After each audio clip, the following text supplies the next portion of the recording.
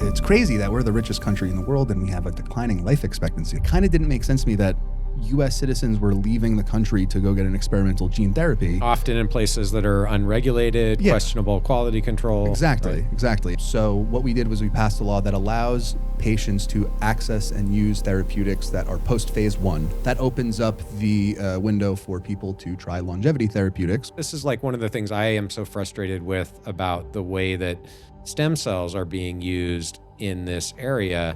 This is where policy gets enacted, right? And if we can change policy, that's going to have an outsized impact on the entire field, right? Absolutely. My name is Matt Caberline, and welcome to the Optispan YouTube channel. Hey everyone, welcome to the Optispan podcast. I am joined today by Dylan Livingston, CEO and founder of the Alliance for Longevity Initiatives, or better known as A4LI. We're coming to you today from the Mayflower Hotel in Washington, D.C. We just wrapped up the first ever A4LI congressional briefing, which was fantastic. And so I took the opportunity to get Dylan to sit down and talk with me and tell us a little bit more about what A4LI is and why you should get involved. So thank you for joining me today, Dylan. Absolutely. It's been quite a day. Yeah, well, I definitely am going to chill out tomorrow because these last few days have been a little crazy. But thank you, Matt, for speaking so eloquently at the briefing. I think that resonated with the audience and the staffers there. I hope so. Yeah, absolutely. So. Well, the way you kind of explain it so it's detailed but understandable for the layperson, and I that's part of the reason why I had you come. So. Thanks. Yeah, lots of practice. So why don't you tell us a little bit about what A4LI is? I think probably some people have heard of it, but it's still new and growing. And so why don't you give us a rundown on, what it is, what you hope A4LI can accomplish? Sure. Yeah. So A4LI, the Alliance for Longevity Initiatives, is a 501c4 nonprofit focused on lobbying and advocating for the longevity biotech industry and overall movement on Capitol Hill. Our main goal is to see legislation passed that actively tries to increase healthy life expectancy in the United States. I got into this space out of college, but it was during the COVID pandemic. And, from COVID, our life expectancy dropped by a couple of years at least. And so that kind of, it's crazy that we're the richest country in the world and we have a declining life expectancy. That kind of pushed me into the field. And, I went down the rabbit hole and probably listened to one of your videos when I was learning about this. I just quickly realized that aging is the number one driver of all diseases and that we need to be fighting against aging if we want to change health outcomes in the U.S. And so A4LI really is geared towards changing policy, or at least that's one of the major goals, right? Which I think differentiates it from many of the other organizations that are currently present in the longevity field. Yes. When we started, we were the first and only 501c4 organization. I believe we still are today. Can you just, because maybe not everybody knows the difference. So 501c3, most people have heard of. That's what most people think of when you think of a nonprofit. Yep. You get your IRS tax deduction. How does a 501c4 different? So a C3 is not able to do anything politically. They're not able to endorse candidates. They're not, they can come up with legislation. They can't really push it. They can't, do the things that the industry needs to be done, right? Because we have a lot of nonprofits doing grant work or advocacy, but no one's really making that push on Capitol Hill.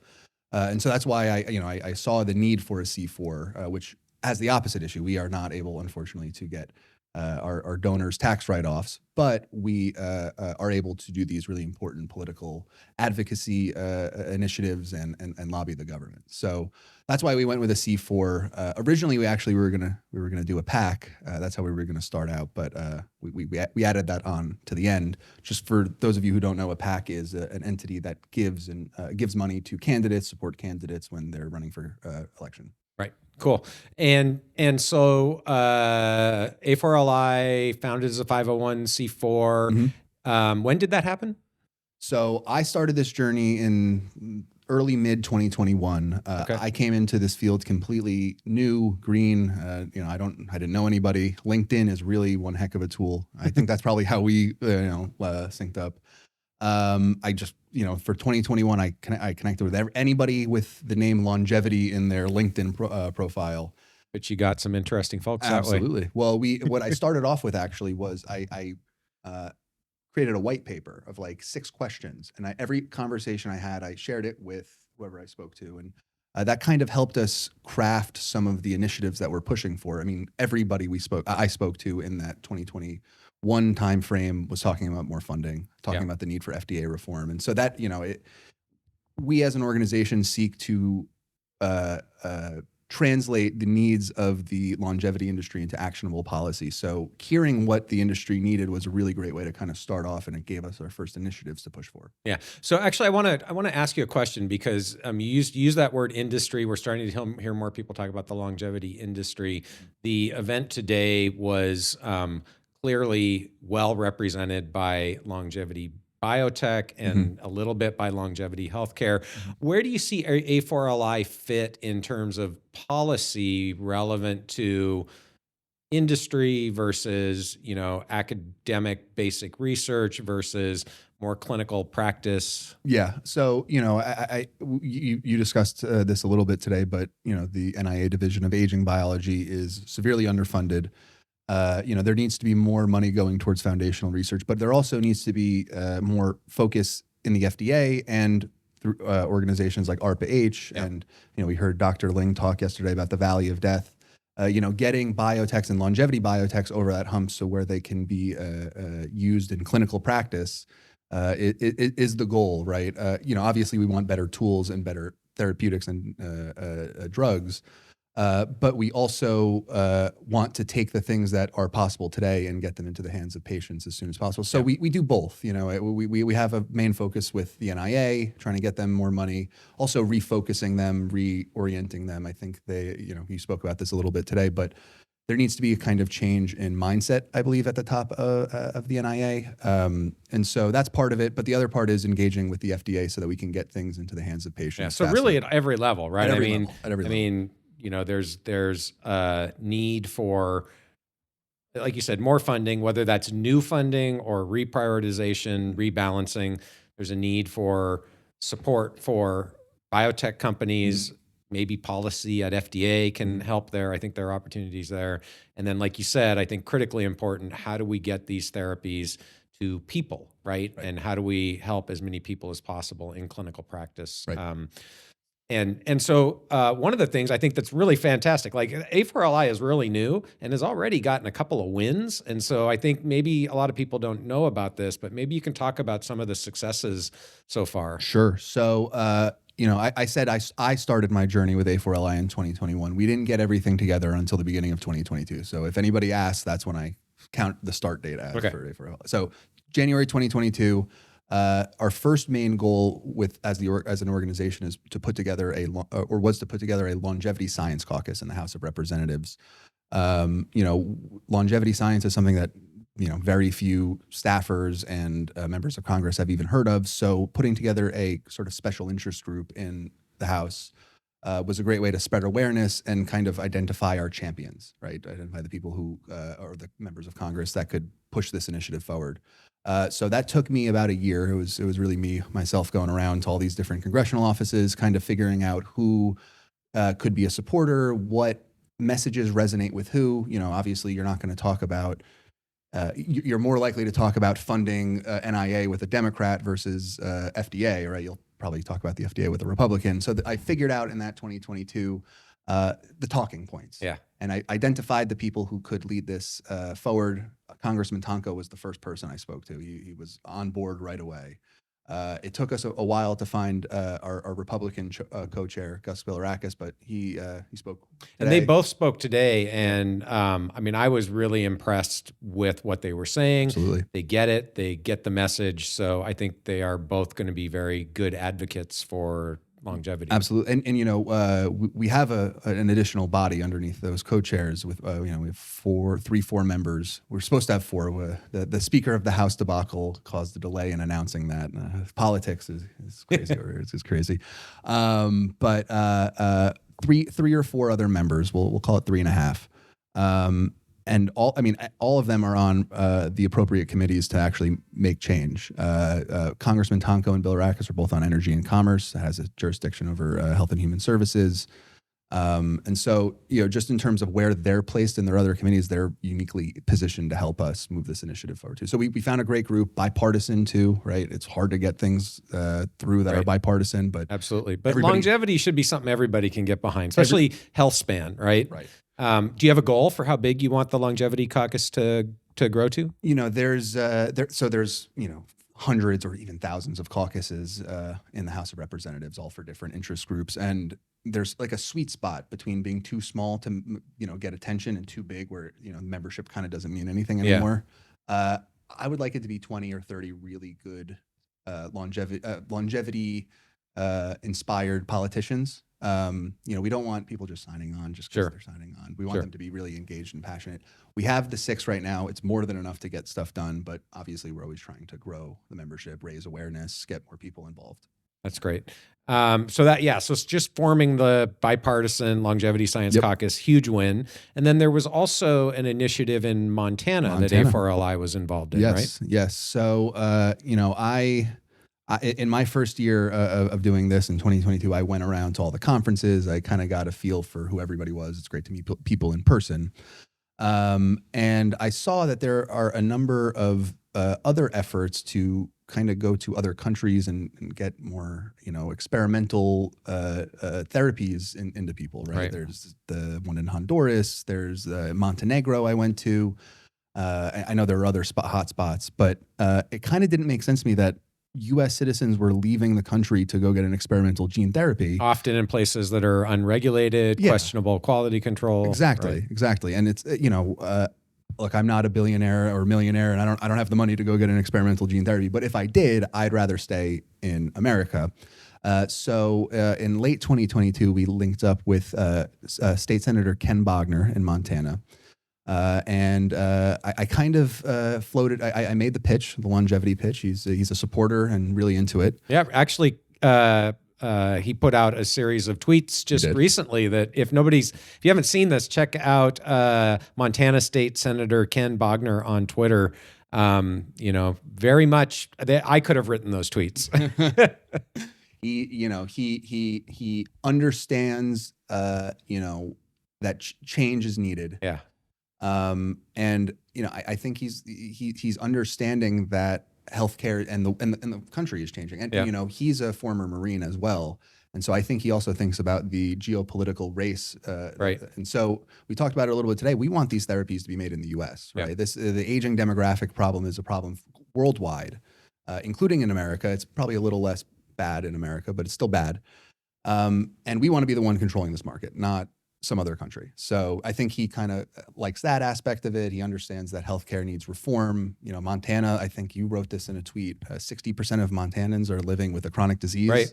So this is definitely very... That's not unique to Montana. Unfortunately, yeah. I don't know this off the top of my head. I would guess Montana might have a little better on that front than some other states. I figure they're active out there. I don't know. I don't know either. I'll have to look that up. But anyways, so what we did in Montana, I gave Ken the pitch. I gave him a couple of ideas. And one of those ideas was expanding eligibility under the right to try law. Right. So what we did was we passed a law that allows patients to access and use therapeutics that are post-phase 1. Obviously, we do not want to be giving drugs to healthy people that turn them sick, but this new right to try law is applicable to all patients instead of patients with terminal illnesses. So that opens up the window for people to try longevity therapeutics or therapeutics that have... This is still under the care of a physician. So a physician still would prescribe this treatment. It just makes it easy. It gives the physicians more confidence that they are not going to get in trouble by prescribing experimental therapies appropriately for their patients. Immunity for both provider and supplier of the therapeutic. So the whole idea in my mind was to create, we have 50 states. The states are the laboratories of democracy. Why not have one of those states be like a biohacker's haven, right? Like that's what we should do in America, or they're going to go out to other countries, probably get worse care, and the money's going to leave. And I think we don't ever get data, right? I mean, that's the other piece, right? And this is like one of the things I am so frustrated with about the way that stem cells are being used in this area. I believe that stem cells actually probably do have some benefits rejuvenation benefits for some people under some conditions. Mhm. But we never get the data because everybody's going out of the country and Right. doing it in an unregulated way. And it's very frustrating because it would sure be nice to know. Well, Utah just passed a law that opens up stem cell treatment to everybody. So that's interesting. That was not A4LI related, but I would love to know who pushed that. Yeah, that's interesting. Yeah, I wasn't very aware of that. interesting. Have to Utah. look into that. Yeah, interesting. It's a little surprising, but oh well, it's definitely cool. Definitely a good initiative for Utah to undertake. So that's what we did in Montana. And so that went through the entire process, and Montana started in the House, Senate, Yep. got approved, Got governor approved. signed it. Governor signed it. Ken and I spoke at a conference in August, and he gave me the pen that the governor used to sign it, Wow, and I was great. very, very honored. But yeah, so we got that done. I think the law took effect October 1st of last year. So yeah, now that's the law. So I of mean, land I over think there. this is it's important to kind of celebrate these wins, right? Because I think a lot of people probably aren't even aware this stuff is happening, and this is where policy gets enacted, right? And if we can change policy, that's going to have an outsized impact on the entire field, right? Absolutely. And so it's really important to engage with the policymakers, help them understand the language, help them understand the science, Absolutely. help them understand why it is so important to make this, transition away from reactive disease care towards proactive health care. Well, also I do believe the day that the government takes action in this space is going to be the day that also the private industry really and private money gets involved in a much more significant way. I mean, I think in the biggest year that the longevity industry has had fundraising is like 2021 when Altos came out. If you take Altos out, it's right. We need more private funding in the space. I think that's a good point, because I think a lot of people, and myself included, we sometimes feel like, the field has gotten so big, but that's really because it started so small, and the absolute amount of dollars that have come in are still, very small compared to cancer or heart disease Pales in comparison, or Alzheimer's disease. Yeah. So that's absolutely a good point. So what's next for A4LI? What's the next thing on the list that you want to tackle? We are currently recording between the briefing and the dinner that we're hosting, so I got to go lock in. That's for the dinner. immediate next. The immediate next. So the good part about this briefing is, we sent out so many letters and so many emails about the briefing. Come to the briefing, and even if they couldn't show up, it led to, and now I know about longevity science. Oh, hey, let's have a follow-up call. I'm busy this week. Let's try for next week. So I have dozens of calls lined up next week. When I put this together, though, the intention was to give our co-chairs comfort in pushing pushing legislative initiatives. When we started this last year, it was Congressman Tonko and Bilirakis. They're engaged a lot more now than they were. But when it started, it was not something they still really didn't know much about. And I especially in this contentious political climate, I don't think they wanted to be the maverick kind of pushing for something that no one's ever heard about. So this briefing, we educated dozens of staffers, maybe hundreds, who knows how many people got our letters and read them and are going to watch the videos. But what we also did was we packed the room. We had for briefing standards, we hit a home run. I think I counted, we had 78 people in there. Fantastic. And most of these briefings get like 30 or 40. So we packed the room, and when Congressman Tonko and Bilirakis looked out, they saw a packed room, and they understood that this is not just some fringe field anymore. This is a field with passionate, engaged, enthusiastic supporters and people who want to see positive change in the healthcare industry. So that was the main goal, and let's knock on some wood. I do think this will lead to some appropriations asks and maybe some legislation with the FDA. But I think the number one thing we want to do, if we have one ask, is more money for the field, right? Yeah. I think that's probably number one. Awesome. Okay, so I wanted to mention A4LI has a new membership feature. So maybe you can talk a little bit about that and why it's so important that we get engagement from the community to become members in A4LI. Sure. So like I mentioned in the beginning, we are a 501c4. People do not get tax write-offs. So the possibility of getting a large donor or a bunch of large donors to continuously contribute it's not super high. They don't really, other than political advocacy, and that's obviously super important. There's no, they're not getting a return on investment or a tax write-off. So it's hard to get large checks from people. The way that like AARP, which is another 501c4, obviously everybody knows AARP, NRA is another one. The way that they fund their programs and initiatives is they have a membership base of millions of people. And in AARP's case, it's 40 million. Each of them give $50 a year. And, at the end of the day, that's what, hundreds of millions to billions of dollars. I think the NRA has like 5 million, but both of them are in the hundreds of millions to billions range, right?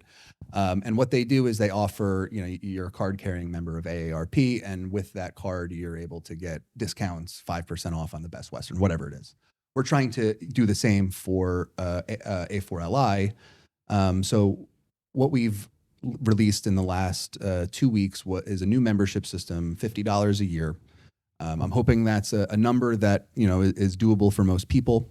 And with that membership, you will get access to our discount marketplace. It's kind of a play a little bit on what AARP is doing, where we'll offer products, services in the longevity space, including Optispan, at a discount for A4LI members only. And I think, especially as this field grows, that'll be a larger source of our revenue. As this goes more mainstream, I think people are going to want access to the latest therapeutics, diagnostics, services. And so, right now this is for the core supporters, right, who are actively doing this. But eventually this is going to be something that I think everybody is going to want to take part in. So this is a longer term vision as well. But if you're listening right now, we definitely could use some members. So please sign up. I want to strongly encourage everybody listening to check out the A4LI website. Sign up for a membership. Like Dylan said, you get discounts on a variety of things, including any Optispan services for those of you who are considering Optispan. So I think it's great, and I'm sure that A4LI is going to be successful. I think what you've accomplished already is, like I said, very impressive, and I think gives a lot of confidence that if we can just get this flywheel turning, right, it's going to have an immense impact on the field. So congratulations on the successful day and everything that's come so far. And congratulations to you. You were up there. I did my part. Yeah, look, you were awesome up there. This is, just to reiterate, this is the first thing we're ever doing. This is the first event I've ever held, the first event A4LI has ever held. This is going to get bigger and better every year. Next year, hopefully we will have an appropriations ask in hand. And so hopefully we can send our attendees out with an actual ask to their representatives. Right. This year it was a little bit like we were trying to figure out exactly what to do, but next year we're going to engage with a firm that schedules meetings for our attendees. And the idea is that we will schedule these meetings, have this one pager in hand, have hopefully our co-chairs leading an appropriations ask, and we can kind of lobby for this ask as a team. So that's what next year looks like. Each year it's going to get more impactful, right? And this is just the beginning. Awesome. Okay, anything we didn't talk about that you want to hit on? No, I got to go prepare for dinner now. Awesome. All right. Well, thank you for dropping in and telling us all about A4LI, and thank you all for watching. As always, if you have any questions or comments, please post them below, and I hope to see you next time on the Optispan podcast.